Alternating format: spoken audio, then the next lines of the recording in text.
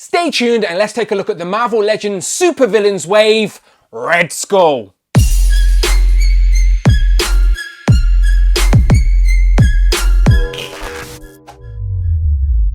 Pow and welcome back to the channel, Dan Who Reviews. As always, my name is Dan W. Make sure you are following me on Instagram at It's Dan Who. And remember, you can now hit that join button and become a channel member. Quite simply show some love or join the members club. Much appreciated. Today we are taking a look at the Marvel Legends supervillains wave, but we know it's a throwback to the Toy Biz Bring On the Bad Guys wave. This time around it is the Xemnu Build-A-Figure, who himself is a bit of a deep cut from the comics, but I am very much looking forward to getting a brand new Red Skull for my comic display, a character that we have needed an upgrade for a while. I need a new Red Skull to command my Hydra armies within my collection. So again, a massive thank you to heroes_super_toys on Instagram. Check out the website. They managed to get these out to me. Now I'm finally opening them up for display and looking forward to it. So Red Skull comes in his classic green jumpsuit with 2 interchangeable heads, some interchangeable hands, as well as a weapon and that cosmic cube, aka the Tesseract if you're an MCU fan.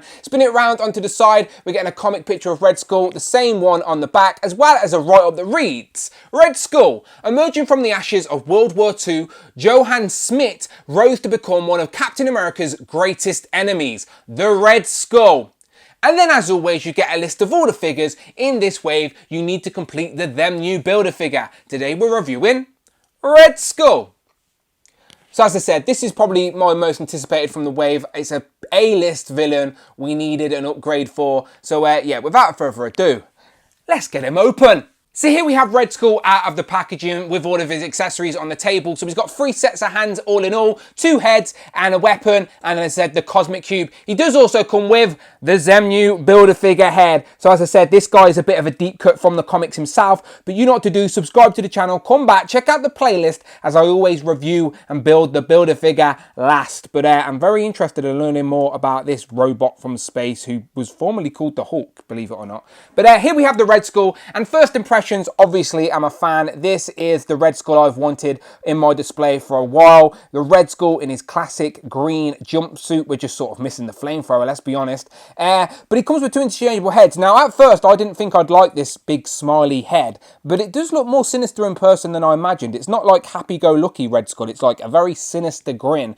But there are 2 to choose from, so I will check them out in a minute. But let's do that right now. Let's just zoom in. Up close, this head sculpt does look nice, I have to admit. A lot more sinister than happy. And the head sculpt itself is just very nicely done. You can see the nose is sort of cut off. The eyes are embedded into the skull, so they're a little bit darker when the shadows hit it. And you can see he's, obviously, because his skin is, you can see his molars there, as the teeth go all the way back to the jaw. So yeah, very ugly, sinister, evil grin there on Red Skull. But we do have options. So this is option number 1, smiley Red Skull. But if we take this head off, we can see that we've got the sort of dumbbell joint as well, with the neck on the ball joint, and then also the head itself will go on the ball joint. And the second head is this lot more grumpy, sort of classic looking Red Skull in my opinion. This one sort of matches the jumpsuit a lot more. Again, ugly proportions with no nose, those buried eyes, not as much teeth this time, bit more grumpy. But yeah, very much my mind's eye version of Red Skull here. I like it a lot. Definitely needed an upgrade for my comic display.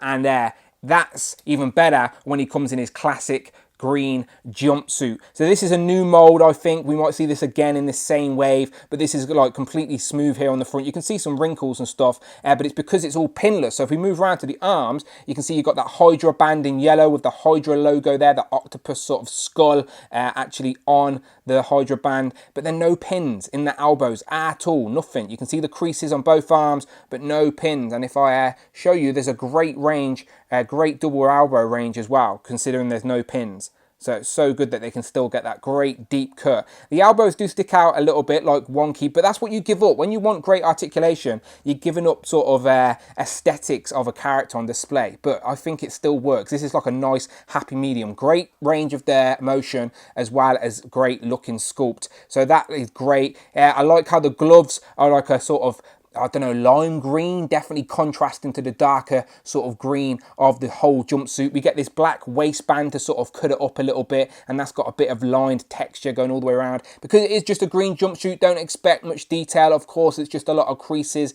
in the mold. Expect to see this again, as I keep saying. Moving down to the legs, you'll notice as well, no pins in the knees. And what type of range do we get here? Let me bend them.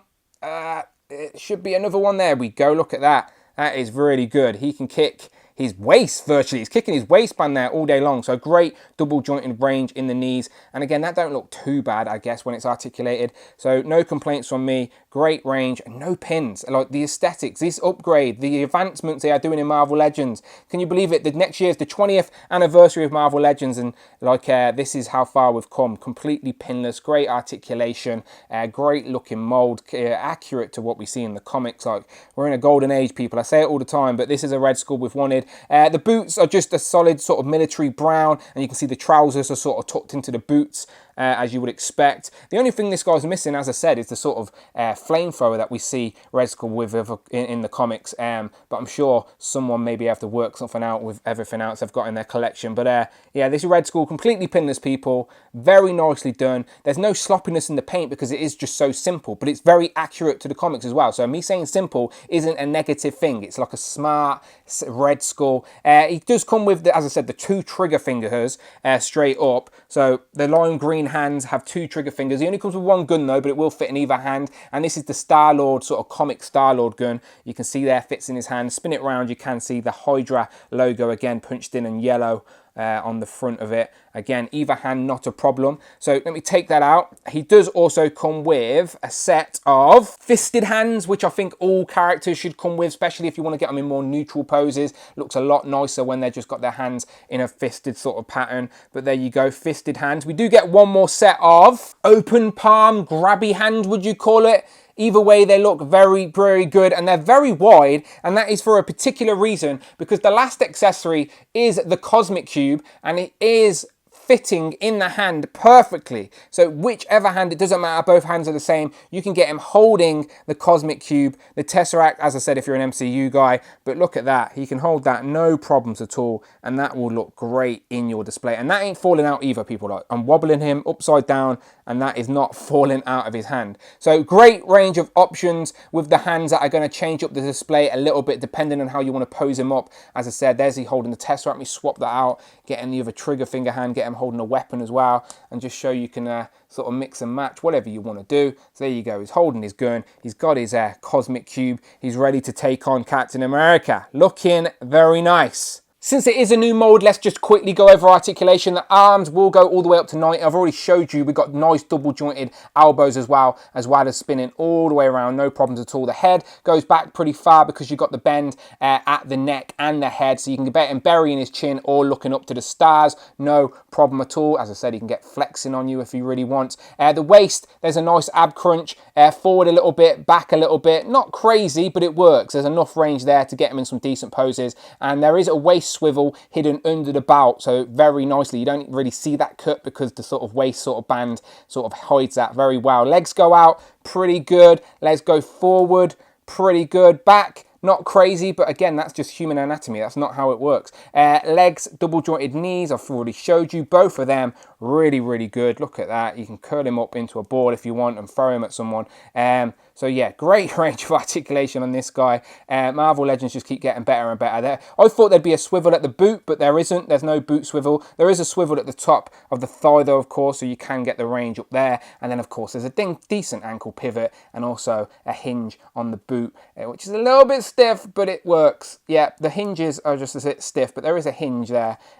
So just standard Marvel Legends articulation, probably a little bit better than standard Marvel Legends articulation, as I said, on this body. But this is a new pinless body, expect to see it more, and no complaints from me if we do, if it works for the character. But Red Skull's looking great. Jumping into some comparisons, I've genuinely got rid of all my comic Red Skulls over the years as I was never happy with them. So here we have him compared to the San Diego Comic-Con Red Skull that came with the Tesseract. It is of course the MCU Red Skull, so you can see his skull is a lot red and darker and a smaller character as well. Let's just have a quick look at the size of the comic one, and the comic one is about I don't know, about 6.5, just under 6.5 inches tall. And I'm curious of a head swap. I don't think it will work, but we'll try. As expected, that didn't work at all. So much smaller and just didn't fit proportionally. It's like a shrunken sort of tribal head on a body. It's yeah, doesn't work. What does work is Red Skull compared to some Hydra soldiers. Now this is what I've been waiting for my display, someone to command my Hydra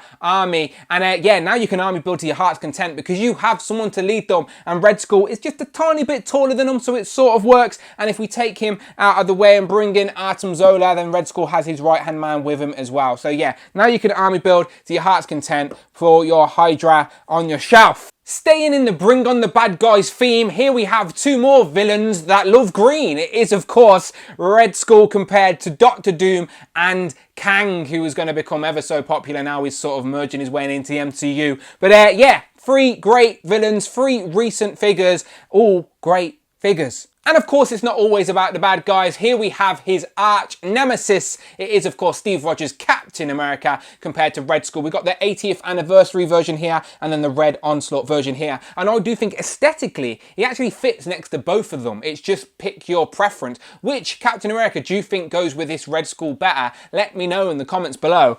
I like them both. So, final thoughts, I think this is a great Red Skull. This is the best Marvel Legends Red Skull action figure we have, full stop. The ultimate Red Skull for your collection to command your Hydra armies amongst your displays. This is the Red Skull we wanted. I love that he's in his classic green jumpsuit as well. Very iconic with the character. Definitely my mind's eye version of Red Skull from the comics. We get some nice interchangeable hands with the accessories, two interchangeable heads, the gun, the cosmic cube, so you can get them into different poses, expressions for your ACBA, for your displays, and yeah, bring them to life a little bit. I like it a lot, but what's important is what you think. You let me know what you think in the comments below. As always, this could be the best figure in this Bring On The Bad Guys wave, and it's the first one I've opened. Lots of potential for this wave to fill some much needed gaps in our villains collection, but yeah, you know what to do. Please hit that subscribe button. Much appreciated. You can now hit that join button and become a channel member. Either show some love or join the members club. Much